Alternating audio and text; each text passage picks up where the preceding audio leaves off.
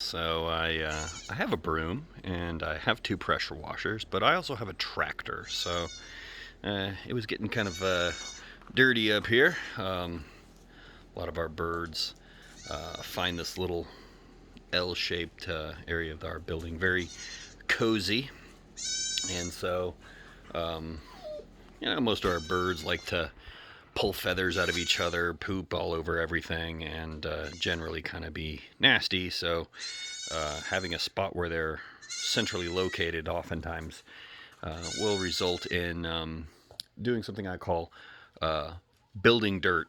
And there was quite a bit of built dirt up in there. And this nice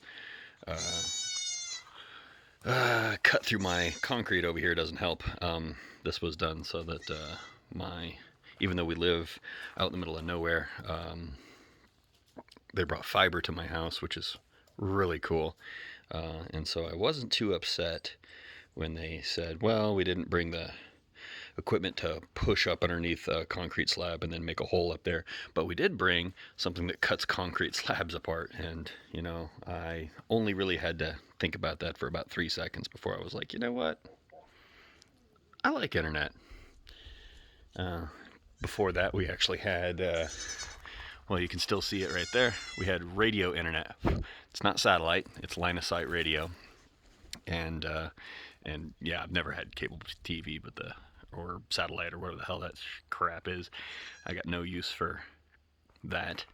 Uh, Everything comes through internet, so it's very very important. My internet's good, and it wasn't with that. It could be. I don't know what they were doing with that one, although we do have quite a bit of particulate matter in our air at any given time. This is kind of a desert, and so dust gets in the air, and that does mess with line of sight radio. Still, it was very bad. We had quite a bit of jitter and really, really bad ping. So, yeah. So, today, in addition to thinking maybe I should start cleaning off my deck a little bit, I installed a new camera. So, I've got a lot of cameras out here. Um, there are obvious ones and not so obvious ones, and obviously, this is obvious. It's right here. It's on the corner of the house. It's not hidden. Um, I've got another one out there on the gate, so now I can watch when packages are delivered to the gate. Because if I was to walk out to the gate here, and you can kind of see it from here, I've got a little piece of metal. Okay, kind of a big piece of metal right there. That's the I don't want to call it a hinge, but it's kind of like it stores the return rollers for my gate. My gate closes and opens like this. And so it was the obvious place to put this little guy right here. And oh, got a cardinal over there. Dogs are investigating. I think the cardinals like to eat in groups, and also the squirrels are pretty good buddies with them. So yeah, I got a Ring floodlight camera, and that's how I get to meet some of our deer out here. They like to show up, and when this guy right here is doing pretty good, like it's not right now. Of course, it's winter. They like to pull the leaves off of that guy and this guy right here, and they are welcome to do so because it's outside my gate. I don't care. But yeah, so when we first moved here, this guy was manually operated. You got out of your car, you pulled this 800 to 1,000 pound gate with your hand, and it there's its little track. It's got like a little railroad track sort of, and it keeps going this direction for a ways. You manhandled that, or in the case of my wife and daughter, woman handled that out of the way, and then you pulled your car in, and then you got out of your car, and then you noticed that you didn't pull in far enough, so you got back in your car, and you pulled forward, and then you got out of your car, came up to this thing, and pulled it back. And if you didn't do it precisely like that, well, maybe, being right the first time, these fluffy things right here go, cool, free real estate. I'm going to go ahead and throw up some deuces and leave. Actually, she wasn't around then, but neither were you? That's right. It was just Alaric. And Alaric was pretty cool with rolling out, but not too far. He's a pretty good dog. He likes to stay with me. We've got a pretty good amount of land out here, and now pretty much none of these guys will leave about 90 foot of the house, which is hilarious, because I don't know if you've ever owned a Marley dog. I kind of did when I was young. His name was Bo, and he would rather be anywhere else but with his family. So he would throw up some deuces and disappear. And so it made a pretty good impact on me. I knew for sure that if I had dogs, I wanted a fence. And in fact, if you look over there, there's a blinking light. I've got a radio fence that goes all the way around the entire property.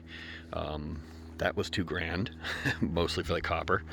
But yeah, it goes underneath the driveway right here, and it circles in the whole property. It used to be, the last guy actually had something similar. He was running a little dog fence type wire, but he kept them out of his goat area, and I didn't have goats at the time. I didn't think that I needed any kind of livestock, chickens or anything like that. And that first year proved me very wrong. So plants do grow out here, especially in the winter and spring when it actually rains more than once every 2 months. And as soon as it does that, everything that is out here that wants to grow immediately starts that mission and aggressively follows it until there is no more water. Which is why my lawn looks like this, although you can kind of see some hazy green right there. It's because I watered. I've been aggressively watering again because I don't think citrus trees are supposed to look like that. It looks a little better on the bottom, but this is some very aggressive watering I've been doing with this guy, and it's not a happy tree at all. In fact, I'm betting, yep, pops right off. And it's squishy, like it's trying to get the water pulled out of it. Chickens will take care of that for me. But yeah, we've had 11 citrus trees and 21 peach trees, but I can't keep up with them. I haven't really been worried about these ones. This one right here is, I think, a Ponderosa lemon. Its lemons are sweet and medium-sized, and it has these guys on it, which are just terrifying. The ones that come off the trunk, you don't even quite see, because there's not a lot of them. But when you do get them, you get those. If you fall against this thing, you're going to have a bad day. A very bad day, which is pretty much the only reason I keep this thing, because the lemons are disgusting. We think but don't know that this is an avocado tree. It's just really growing all Dr. Seussy. Oh,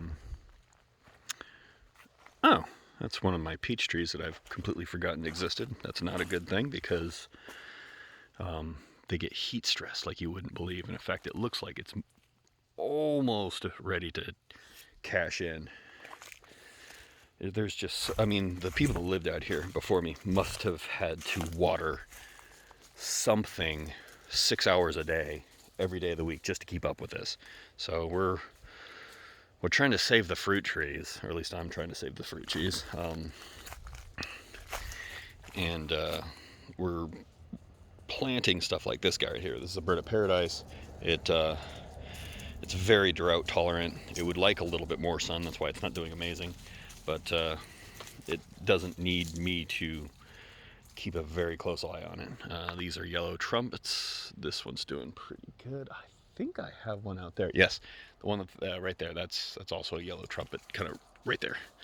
It's not doing amazing. I mean, you have to have 500 foot of hose just to get to all of this. But the plan is as soon as I have a little bit more free time, I'm going to begin an aggressive strategy of attempting to dig the driveway up. I need about 4 inches wide and preferably at least 12 inches down, but probably not going to get anywhere near that, of a trench. And then I can put a really big pipe in there and then push electrical underneath the driveway as well as water. I do have an electrical line that comes out here. Obviously, I don't know if you can tell, that's a light. And I ran electrical out there like that and circles around to those lights, which are on, and you can see. So it's out there, but I need a more direct route, and it needs to be inside this area here.